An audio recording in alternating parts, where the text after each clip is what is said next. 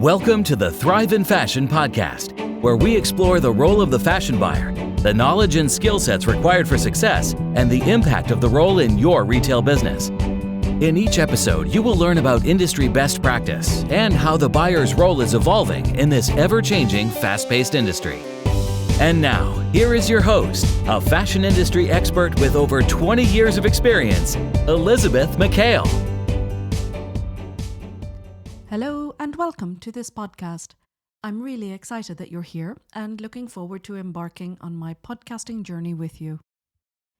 As a fashion buyer, you play a pivotal role in the retail business.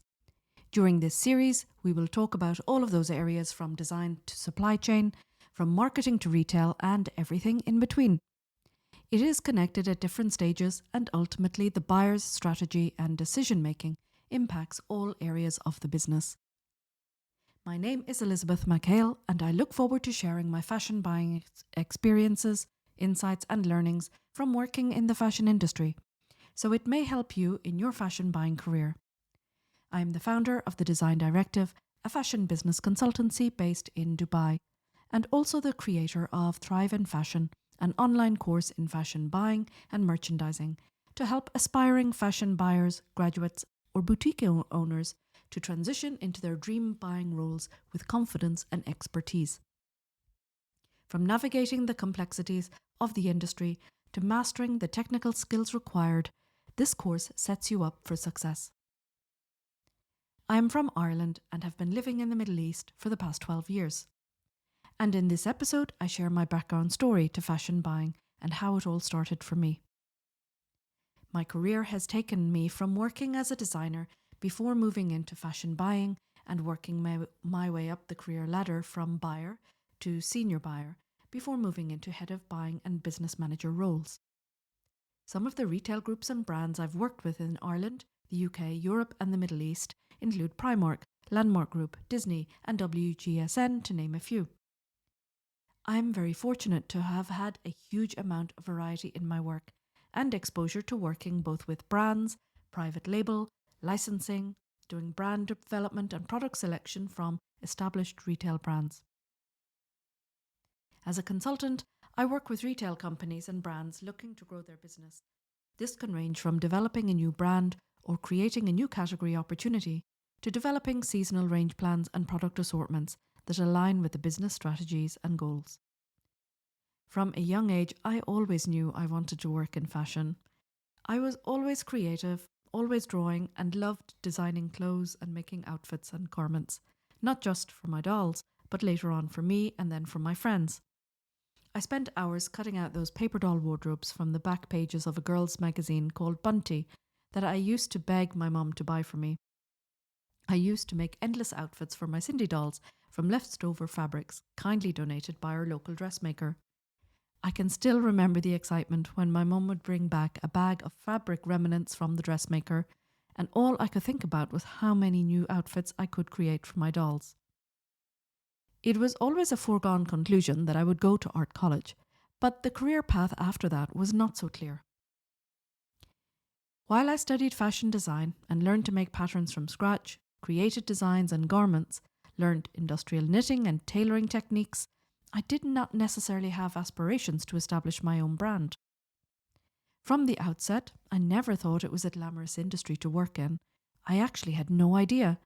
But to this day, the myth still exists that it appears to be a very glamorous industry, filled with clothes and catwalks and travelling and shopping. I mean, what's not to love? But the reality is really very different.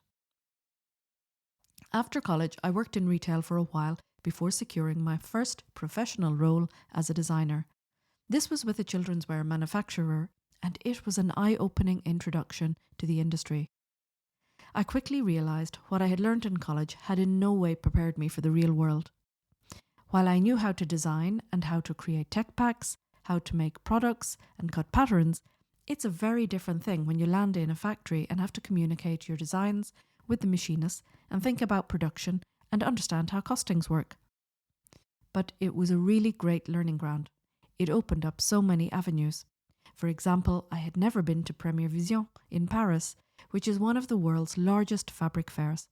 But now I had the opportunity to go there And that's where everyone comes to be inspired, look at the new fabrics for the season, do a lot of people watching, and a lot of walking.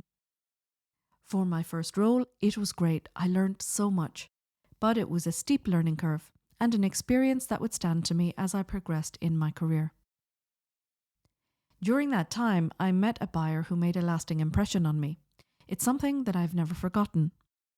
As a young designer, I was struggling to understand her design brief. Her patience and encouragement helped me to understand what she was looking for. I think she really inspired me to follow the journey into fashion buying eventually. I really admired how she worked, and she was really great in guiding me with her clear and detailed design brief.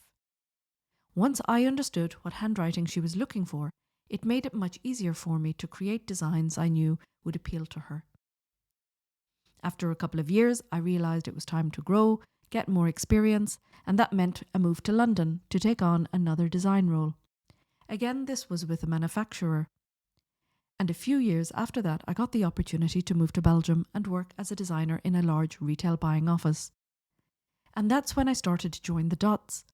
I was much more involved in the process of design and range building, developing products, doing the approvals, and working very closely with the buyers and suppliers, and really understanding the critical path. I was excited by seeing the end results when the products I had designed went on sale. When I secured my first buying role, it was something that I felt I had been naturally doing all my life. There were lots of light bulb moments, but to be in a position where you're designing products and then buying them, seeing them sell at retail, and making decisions based on those sales reactions, it was and is the best job in the world. It's fantastic. You're literally seeing everything from start right through to finish, from that blank plan to budgeting and building an assortment, but you've really got to understand how the numbers work against the product and vice versa. When I was meeting with suppliers, I was able to modify designs where perhaps a style feature wasn't particularly workable for production, or it was a more expensive process and therefore would not fit in with my target prices.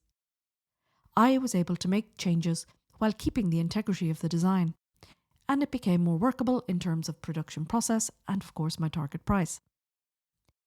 As my career progressed, I gained more responsibility, managed larger budgets and larger teams of people, and got more experience in other categories outside of apparel. When I work with retail businesses now, whether large or small, as a fashion industry consultant, I bring a wealth of expertise to the table, helping businesses navigate their unique challenges. My approach involves a thorough review and analysis, uncovering hidden opportunities and creating strategies to drive sustainable growth. Whether that means working with the buyers or designers to develop their skills, or review the product categories and assortments, their designs and products to see where improvements can be made that will add value and positively impact the business. So many people aspire to be fashion buyers. If I had $1 for every time someone asked me, "What do you do?" "You're a buyer. I'd love to be a buyer. That sounds amazing." It is an amazing job if that's what you want to do, but it is so multifaceted and so challenging. You need a lot of stamina, resilience, enthusiasm, and creativity. You've really got to love doing your job.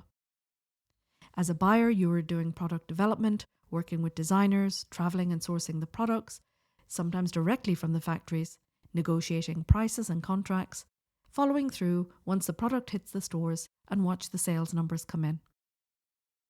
As a head of buying, the role involves leading the buying teams, planning the seasonal buying strategies, managing relationships with the manufacturers and other stakeholders, negotiating contracts and fostering collaboration and growing within the team.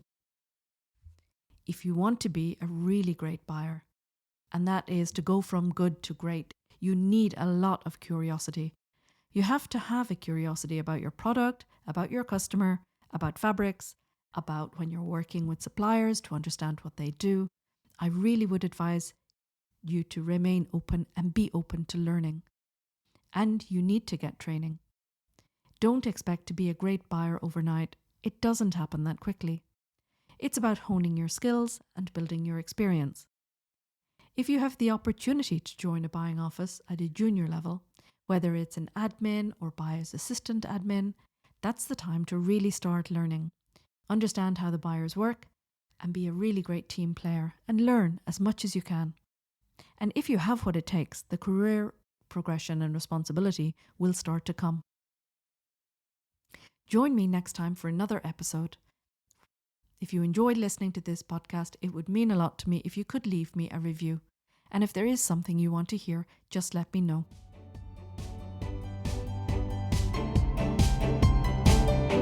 Thank you for listening to today's episode. If you enjoyed it, make sure to like, subscribe, follow, and share the show.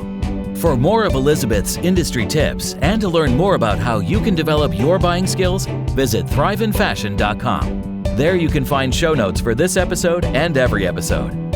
Also, register for the Thrive in Fashion program and sign up for weekly news delivered straight to your inbox. Until next time.